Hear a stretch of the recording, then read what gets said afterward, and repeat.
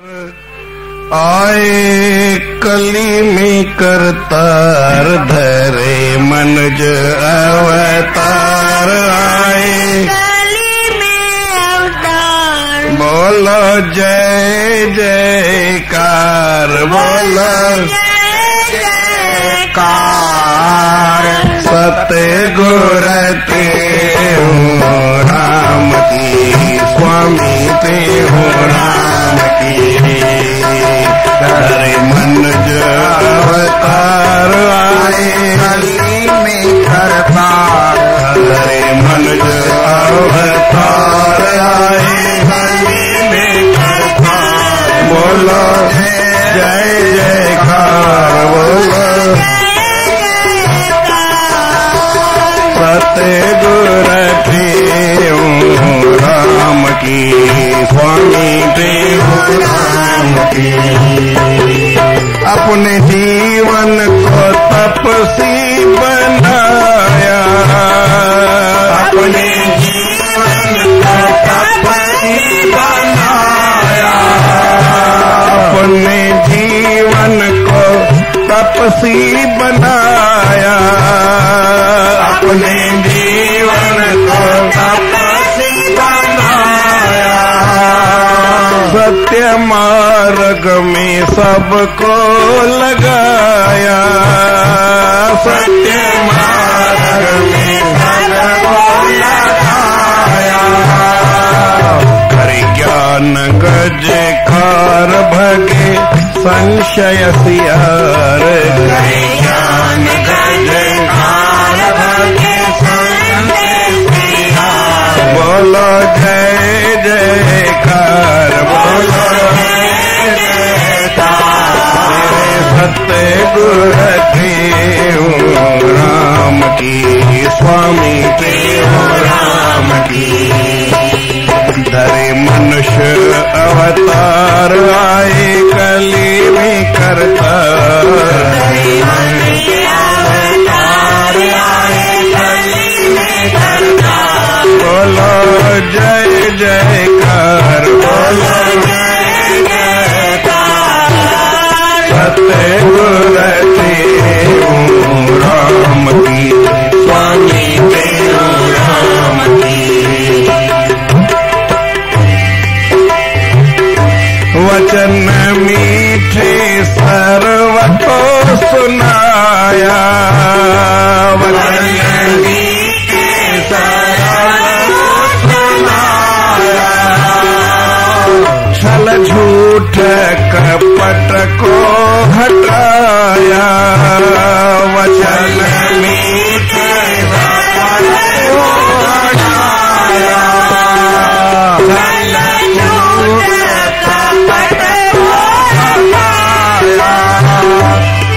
शील संयम को धार मारा क्रोध अहंकार, संयम को धार मारा क्रोध अहंकार। बोलो जय जयकार, बोलो जय जयकार। मेरे सतगुर देव राम की, हो स्वामी देव राम की।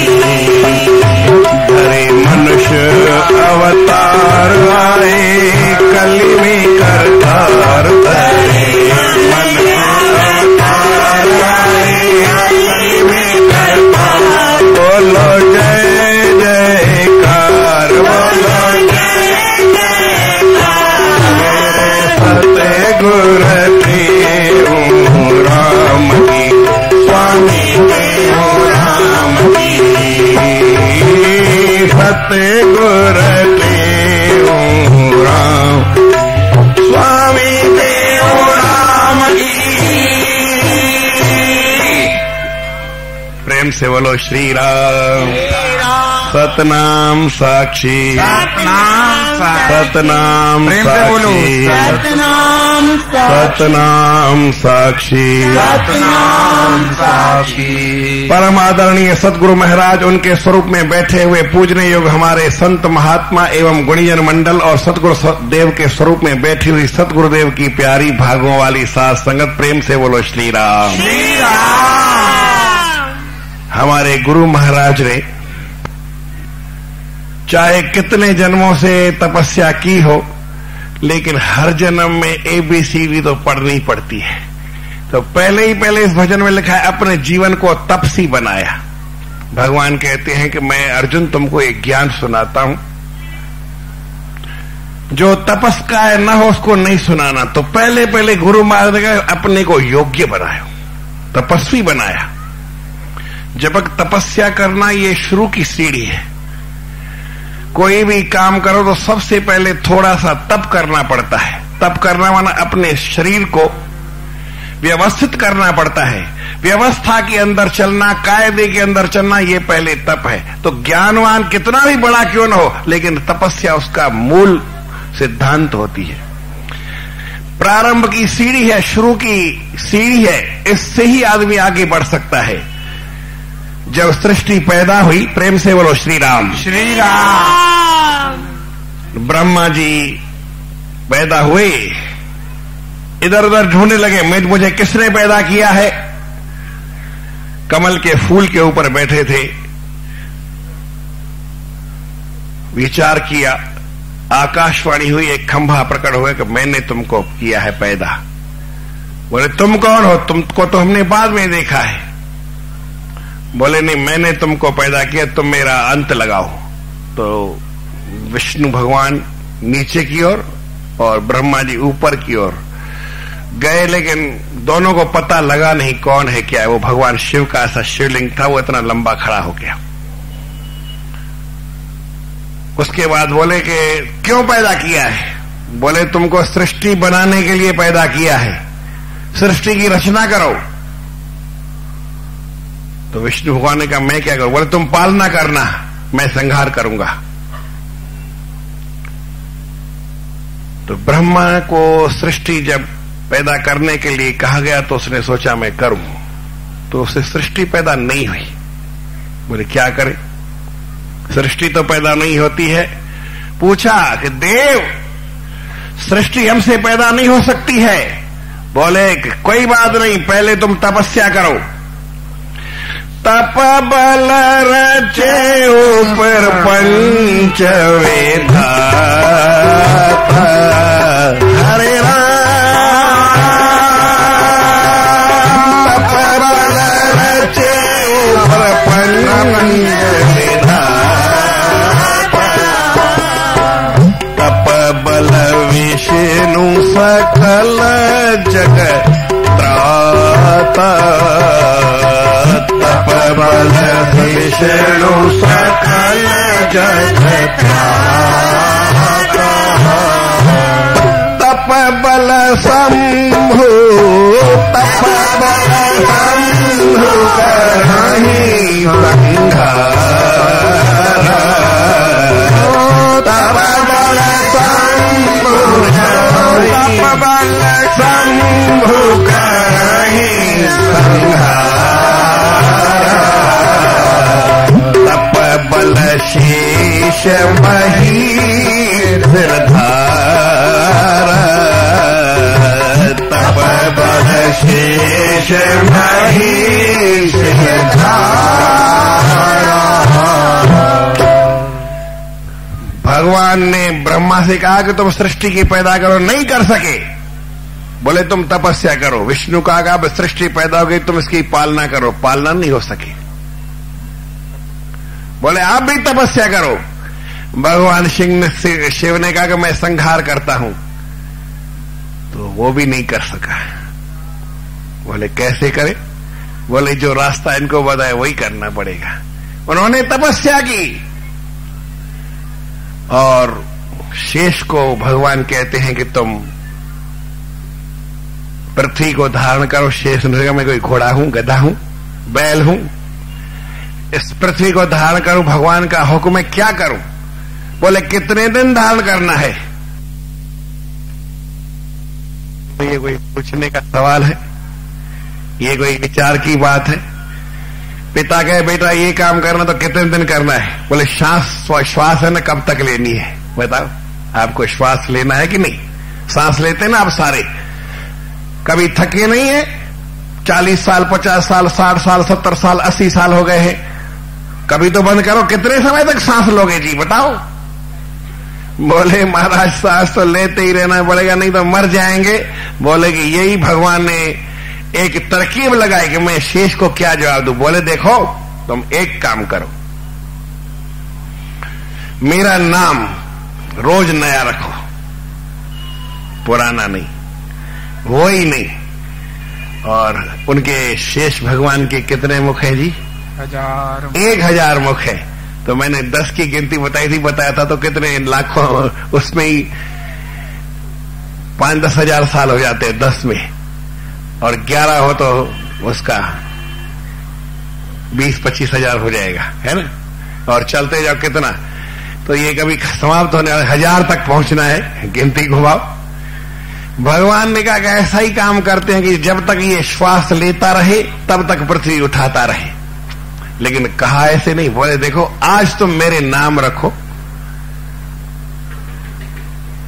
अगर वही नाम तुमने रख दिया तो पृथ्वी छोड़ देना, नाम मेरे खत्म हो जाए, वही दोबारा नाम नहीं लेना है, उस मुख से दोबारा नाम दूसरा नहीं आएगा, दूसरे मुख से तो अलग आएगा, लेकिन उस मुख से एक ही बार नाम लेना है।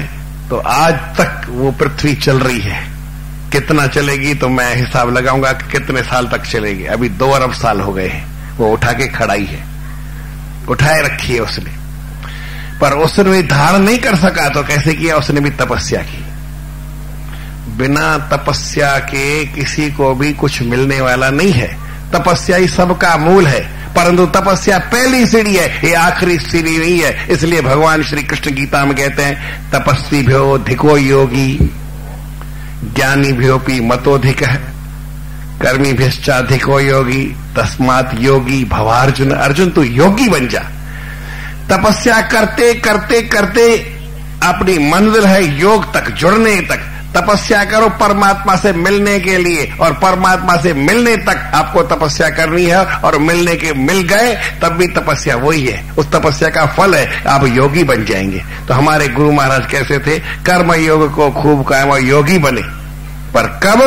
पहले अपने जीवन को तपस्वी बनाया, फिर सत्य मार्ग में सबको लगाया। सबको ऐसे सत्य मार्ग में, जैसे ब्रह्मा जी सृष्टि नहीं पैदा कर सके, जैसे विष्णु पालन नहीं कर सके, ऐसे सत्य का मार्ग भी दिखाना हर एक के लिए मुमकिन नहीं है। जो तपस्वी होगा वही सबको सत्य का मार्ग दिखा सकता है, जो तपस्वी नहीं है वो किसी को सत्य का मार्ग नहीं बता सकता है। प्रेम से बोलो श्री राम।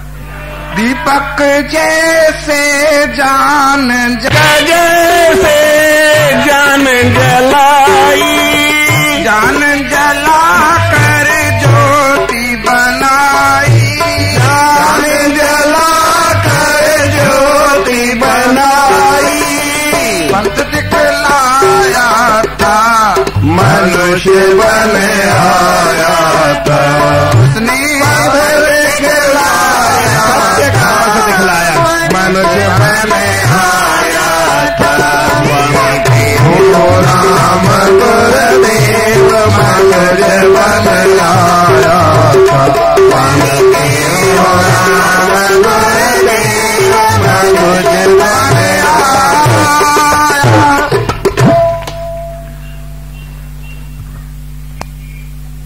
कौन सी तपस्या करनी चाहिए और कैसे करे, किसने की? हमारे गुरु महाराज को प्राप्त करने के लिए हमारे गुरु महाराज की मां ने पहले तपस्या की।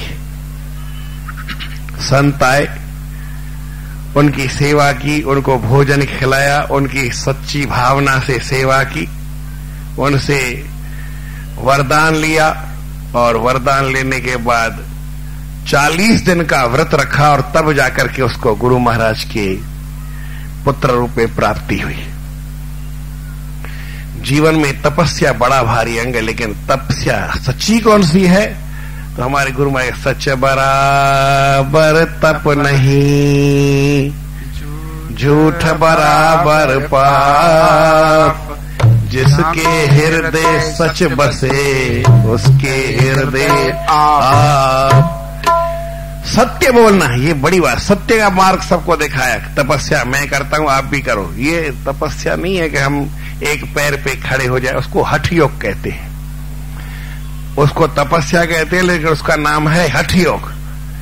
हठ माने हठात, जबरदस्ती। एक पैर पे खड़ा हो रहा, एक पैर के अंगूठे के ऊपर खड़ा हो जाना, 10 दिन भोजन नहीं करना, 50 दिन भोजन नहीं करना, पानी नहीं पीना, अपने मन को परमात्मा की तरफ लगाना, सत्य की तरफ लगाना, ये तपस्या सबसे बड़ी है, मन की तपस्या है। और मन अगर हमारा तपस्या में नहीं जुड़ा, शरीर से तपस्या की, उसका लाभ नहीं होता है, उसका दुष्परिणाम होता है, उसका नुकसान होता है। तो हमारे गुरु महाराज ने सत्य सबको सिखाया, और सत्य है क्या? मीठे सब वचन, मीठे सर्व को सुनाया। हमेशा सबके साथ मीठा बोलते थे। अब ऐसे ये है ऐसा बताते थे। अगर किसी के ऊपर गुस्से हो जाता तो इतना कहते वंजमावट, बस इससे ज्यादा गुस्सा नहीं करते थे, और वो भी हंस देते थे। एक बार किसी ने गुस्सा किया और हंस गया, बोला तुमको गुस्सा करना भी नहीं आता है तो क्या करें? गुस्सा तो करे लेकिन हंस दे तो फिर क्या हो, गुस्सा कहां रहा? जीवन में गुस्से को अपने वश में करना, अभिमान को वश में करना बड़ी बात है। यही शील संयम को धार मारा क्रोध और अहंकार, क्रोध को भी मार दिया, अभिमान को भी मार दिया। कितनी बड़ी तपस्या है, सरल से सरल तपस्या है, और इसी को ही कठिन से कठिन तपस्या कहते हैं, और इसका ही सबसे ज्यादा फल मिलता है। मन में कभी क्रोध नहीं आना चाहिए, मन में अभिमान नहीं आना चाहिए। बाकी लोभ लालच शोभ, तो देखो संत महात्मा को लोभ कम है क्या? आपको 2 पैसे की इच्छा होगी, संत को 2 रुपए की इच्छा होती है, 2000 की, 2 लाख की, 2 करोड़ की, 2 अरब की, पता नहीं कितनी, परंतु इच्छा नहीं होती है कि इच्छा करना मिले तो ठीक है। ये संतों की मौज है, आनंद में रहते हैं। गुरु महाराज सब कुछ छोड़ करके और आकर के टंडा आदम में रेत के टीले के ऊपर बैठ गए। लेकिन इससे पहले क्या था और छोड़ना कितनी बड़ी बात है। काफी समय घर में खंडू में रहे, अपने गांव में। फिर बोला कि देखो अभी दुकान पे बैठते हैं, खेती में करते हैं, क्या है, और तो अपना काम चलाते हैं कि मैं जाके भगवान का भजन करता हूं, जंगल में चला जाता हूं। तो अपने बड़े भाई से कहा कि मुझे अभी मन नहीं लगता व्यवहार में, चला जाऊं।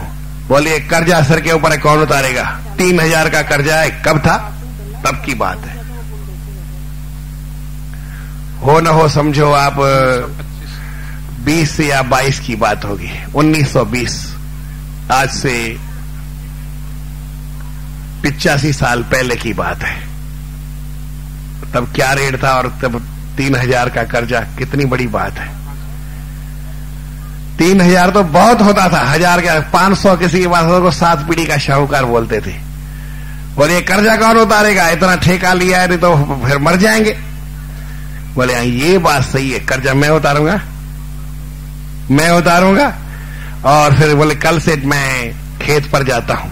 तो गुरु महाराज खेत पर गए, जाके देखते हैं एक ज्वार का भुट्टा था, उसको ऐसे हाथ में लिया, ऐसे देखा, क्या था उसमें?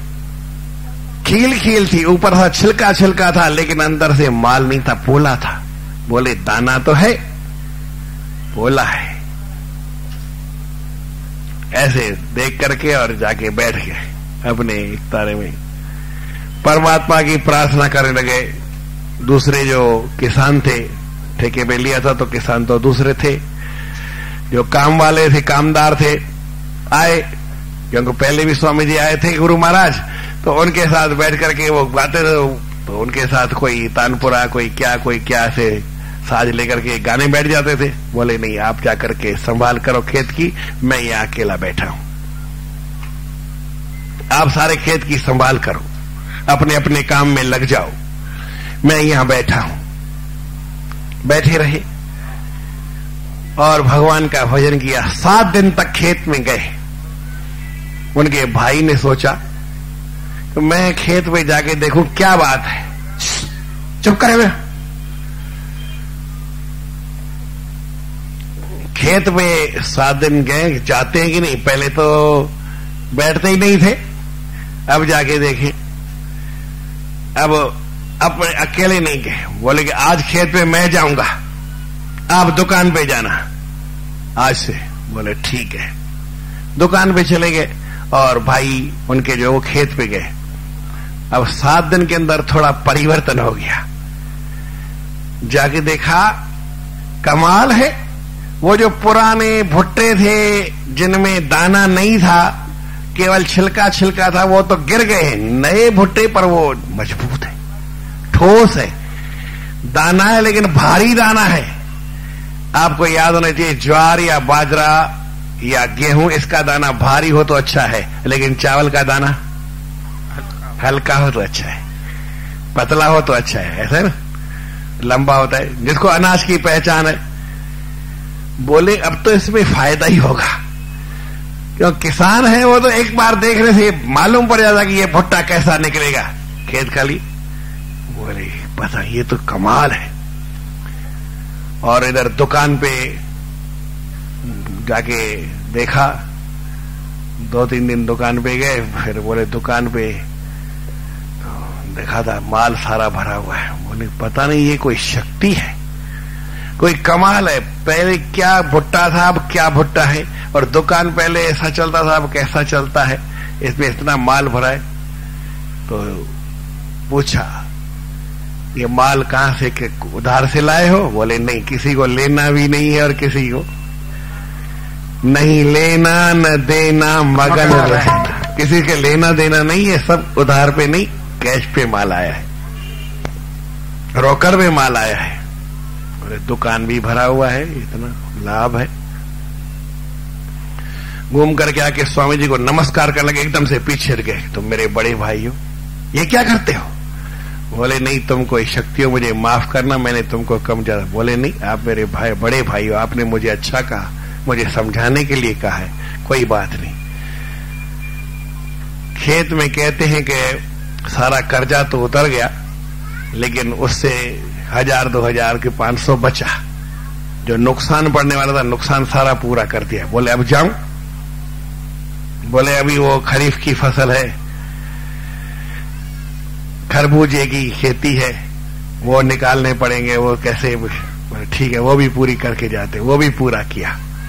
बोले अब दुकान में माल भरा हुआ है, कर्जा कोई नहीं है, खेती से भी थोड़ा बचा, खरबूजे की खेती से भी बचा है, अब तुम कमाओ तो कमाना, नहीं कमाओ तो नहीं कमाना, दुकान में इतना है तुम खा सकते हो, जब चाहे दुकान खोलना, नहीं खोलना आपकी इच्छा। अब मैं भजन करने जाता हूं। भरी संपत्ति भरा घर छोड़ करके भगवान का भजन करने गए। ऐसा नहीं है जैसा गोस्वामी तुलसीदास दिए, संत कैसे बनते हैं, नार मोई गिरे संपत नासी, मूंड मुंडाए भय सन्यासी, ऐसा नहीं। अपनी संसार की सारी जिम्मेवारी पूरी करके और भरा हुआ घर छोड़ करके फिर जाकर के जंगल में बैठ गए। कहां बैठे? रेत के ऊपर। कहां बैठे? कांटों में, कंडी के पेड़ के नीचे। कहां बैठे? जहां पे दिन में तपत होती थी और रात को और रेत इतना ठंडा हो जाता था। हम तो यहाँ मेला क्षेत्र में नहीं बैठ सकते हैं, जहां में दिन में गर्मी पड़ती है और रात में सर्दी पड़ती है, रात को रजाई ओढ़नी पड़ती है, क्योंकि रेत है, जल्दी ठंडा होता है, जल्दी गर्म होता है। लेकिन वो गुरु महाराज 30 फुट, ये तो अभी 20 फुट है बीच में, भाई ज्यादा नहीं है, बीच में 20 फुट है, इसका भी 1.5 गुना ज्यादा, ये जो बीच में आप देखते हैं ना, इसका भी 1.5 गुना ज्यादा ऊपर इतना रेत था। इस रेत के ऊपर पांव आदमी का धस जाए। आप कभी रेत के ऊपर चल के देखो और दिन में दोपहरी में कभी खड़े होके देखो, लेकिन ऐसी जगह बैठ करके हमारे गुरु महाराज ने तपस्या किया और सबको क्या सिखाया? एक ही बात सिखाई, वो बताओ, नित प्रेम का पाठ पढ़ाया, नित प्रेम का पाठ पढ़ाया, सब जीवों का द्वेष उड़ाया, सब जीवों का द्वेष उड़ाया। ये कैसे हो सकता है? एक तो सबको प्रेम की बात सिखाई, फिर मन का जो द्वेष है वो नहीं जाता है, वो गुरु महाराज के दर्शन से, शक्ति से वो चला गया। कब?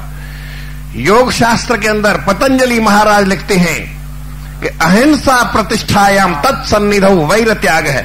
जहां पे अहिंसा की पक्की प्रतिष्ठा होती है, मन में अहिंसा का भाव होता है, किसी को तन से, मन से, धन से, वाणी से दुख देने की भावना निकल जाए, किसी भी तरह से किसी को दुख न हो, हर प्राणी सुखी रहे, सर्वे भवन्तु सुखिनः सर्वे सन्तु निरामया सर्वे भद्राणि पश्यन्तु मां कश्चित् दुख भाग भवेत्। कोई दुख का भागीदार न हो, सबको सुख मिले। जहां ऐसी भावना दृढ़ होती है तो आदमी सामने जो वैर वाले आदमी है, कुत्ता और बिल्ली, वो झगड़ा नहीं करते। मैंने हरिद्वार में देखा और मेरे को संत ने दिखाया, देखो मैं खड़ा हूं जब तक एक ही थाली के अंदर कुत्ता भी दूध पी रहा है और बिल्ली भी दूध पी रही है, दोनों लड़ते नहीं है, मैंने देखा। बोले भाव नहीं, मैंने कहा आप हट जाओ। बोले फिर कुत्ता बिल्ली को रुकने नहीं देगा।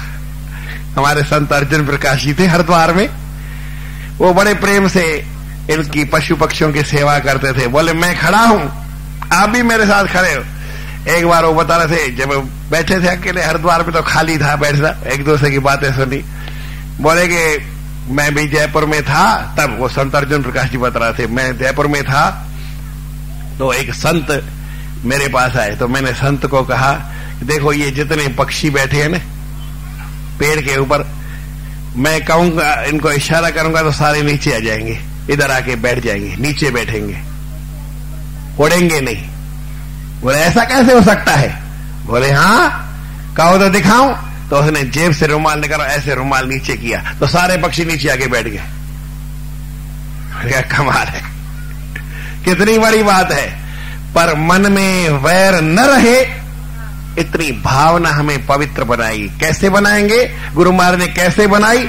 देखे विवेक विचार, देखे विवेक विचार मेता मन का विकार, मन का विकार। बोलो जय जयकार, बोलो जय जयकार। मेरे सतगुरु देव राम की, स्वामी देव राम की। धारे हृदय सहारन शक्ति, धारे हृदय सहारन शक्ति। करे पूर्ण हरि की भक्ति, करे पूर्ण हरि की भक्ति।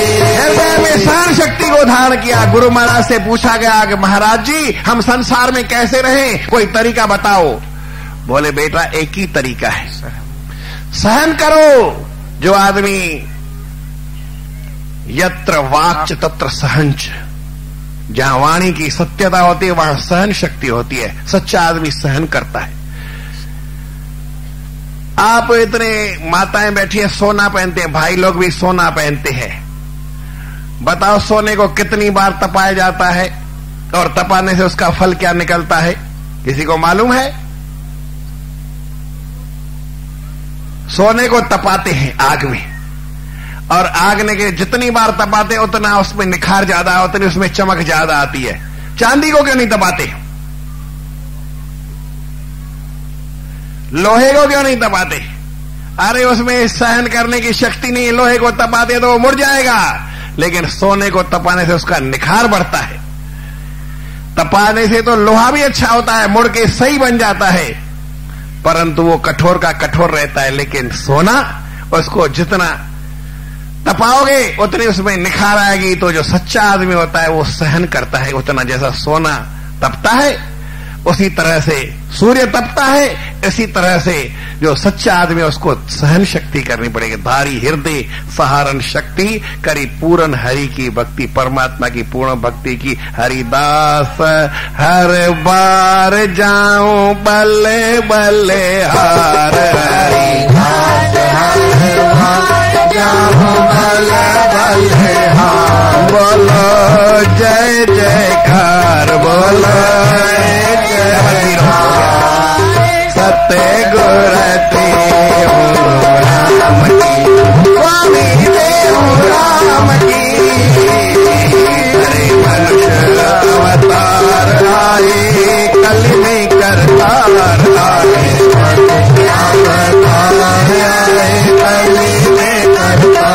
बोलो जय जयकार बोलो सत्य गुरते राम की स्वामी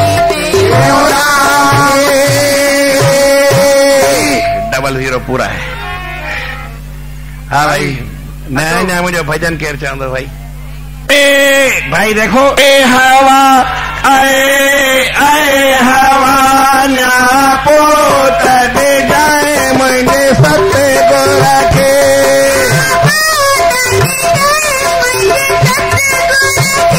मुझे तीन दुनिया दे रहे परखे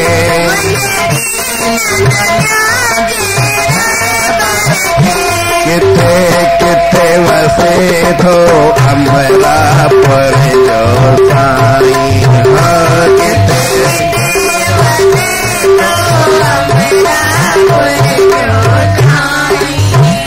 गोले गोले गली शहर शहर